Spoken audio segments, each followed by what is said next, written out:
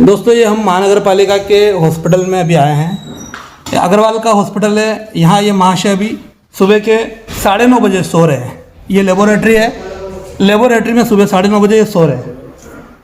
यहाँ सोने के लिए आते एक सिपाही बैठा था, वो भी सो रहा था। फ़ोटो लिया तो उसको समझ में आया, तब तुरंत वो उठा।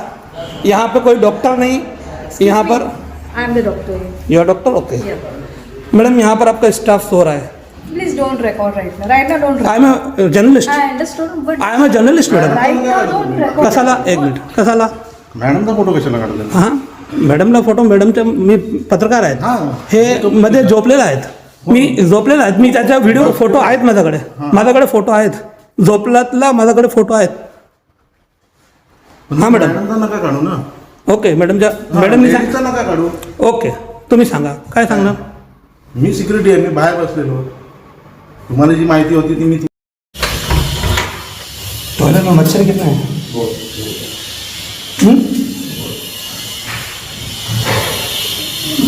ये मच्छर की परिस्थिति देख रहे हैं तो हॉस्पिटल में कितने मच्छर। कहूं राजनीतिक पार्टियों की तो चुनाव के पहले कई वादे किए गए, कई दावे किए गए। खास करके बहुजन विकास आघाड़ी ने दावा किया कि हमने इतने इतने हॉस्पिटल, उनका वो जो पोस्ट है अगर मेरे को मिला तो मैं आपको जरूर दिखाऊंगा, लेकिन उन्होंने बताया कि इतने इतने हॉस्पिटल और आरोग्य केंद्र हमने खोले हैं। लेकिन इस एक बड़े हॉस्पिटल की क्या हालत है वो हम आपको लाइव दिखा रहे हैं। अब बहुजन विकास आघाड़ी फिर से एक बार सत्ता में आ रही है।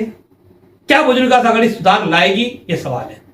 दूसरी तरफ भारतीय जनता पार्टी की बात करें तो 200 बेड के हॉस्पिटल बनाने को लेकर जिस तरह से उन्होंने श्रेयवाद लेने के लिए बार बार जो कुछ किया, अरे भाई 200 बेड का हॉस्पिटल जब बनना होगा तब बन जाएगा। अभी जो हॉस्पिटल है उनकी तो व्यवस्था आप सुधारिए, इनमें तो आप प्रॉपर डॉक्टर बिठाइए, इनमें प्रॉपर इलाज की व्यवस्था कीजिए। तो भारतीय जनता पार्टी भी ढोंगी करती है, ऐसा ही दिखाई दे रहा है, क्योंकि अव्यवस्थाओं पर उनको सवाल नहीं उठाते, सिर्फ श्रेय लेने पर वो आगे आते। दोस्तों नमस्कार। दोस्तों वैसे विरार महानगर पालिका चुनाव संपन्न हो चुके हैं। अब चुनाव तो खत्म हो गए, लेकिन शहर की महानगर पालिका की व्यवस्थाओं में क्या सुधार हुआ है, क्या सुधार होगा, ये सवाल बड़ा है। ये सवाल हम क्यों कर रहे हैं, तो इस सवाल में इस वीडियो के शुरू में आपने एक वीडियो देखा है, उसको देखकर आपको कुछ तो तस्वीर समझ में आई होगी। हम उसी का यहां वर्णन करने वाले हैं, उसी के बारे में आपको पूरी जानकारी इस वीडियो में देने वाले हैं। दरअसल जो वीडियो आपने आगे देखा वो वीडियो है वसई के कॉल हेरिटेज सिटी सरकारी दवाखाने का।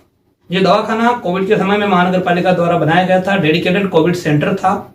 बाद में जब कोविड खत्म हुआ उसके बाद में इस दवाखाने को महानगर पालिका ने डेली ओपीडी बेसिस पर डायलिसिस के लिए, आंख के लिए, नाक कान गला के लिए डेडिकेट तौर पर उसको वहां तैयार किया। और अभी वहां पर डॉक्टर बैठते हैं, आंख कान नाक गला, उसका समय समय पर ओपीडी चेकअप किया जाता है लोगों का। अब यही में मेरा मुद्दा है कि क्या व्यवस्थाएं बराबर है जो मैंने आगे कहा, तो उसमें डॉक्टर का जो टाइमिंग है उस टाइमिंग में भी सिर्फ 1 घंटा डॉक्टर आते हैं।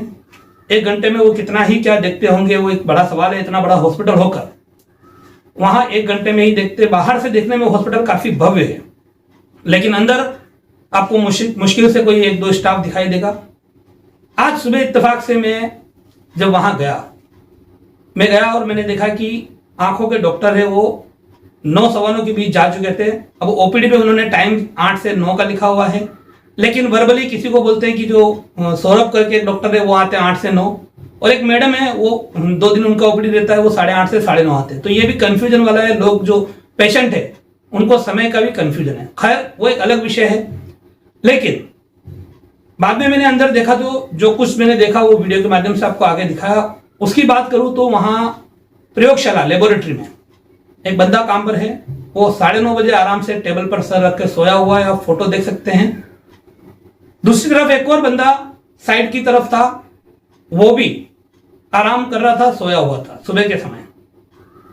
इंचार्ज मैंने जब फोटो निकाला उसको एहसास हुआ तो वो बोलता है मैं सोया नहीं हूं, मैं जाग रहा हूं, और ऐसा है।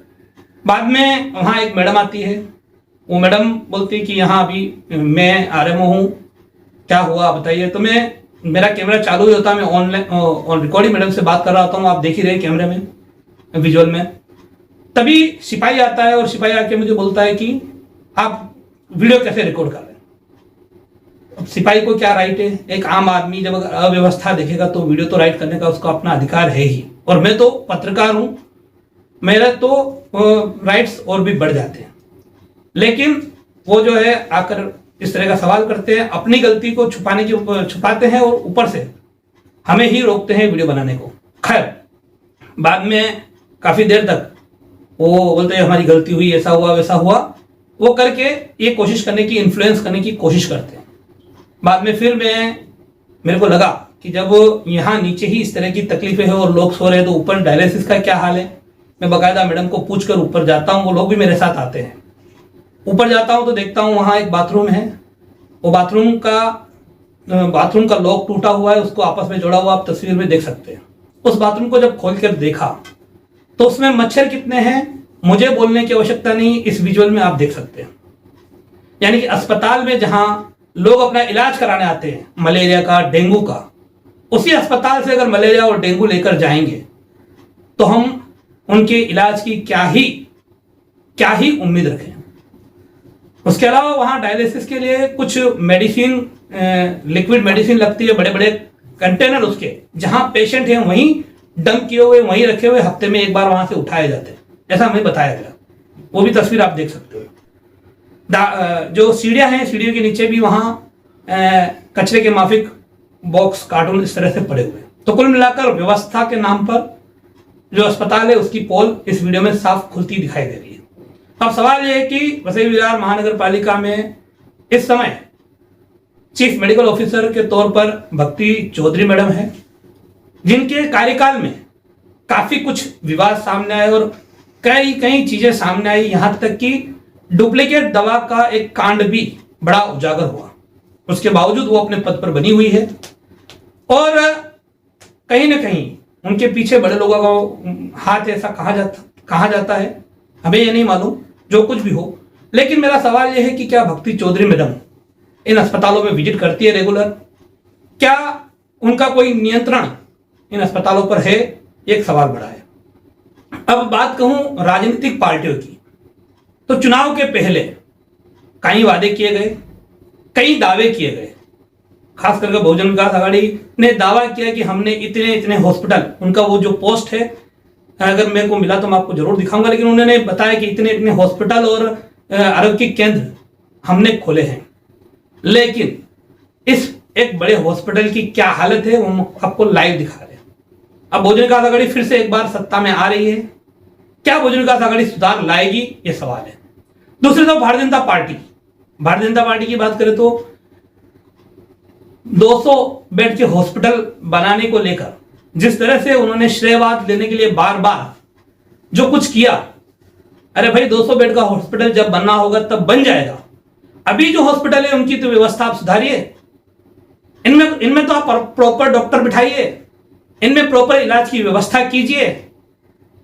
तो भारतीय जनता पार्टी भी ढोंगी करती है, ऐसा ही दिखाई दे रहा है, क्योंकि अव्यवस्थाओं पर उन सवाल नहीं उठाते, सिर्फ श्रेय लेने पर वो आगे आते हैं।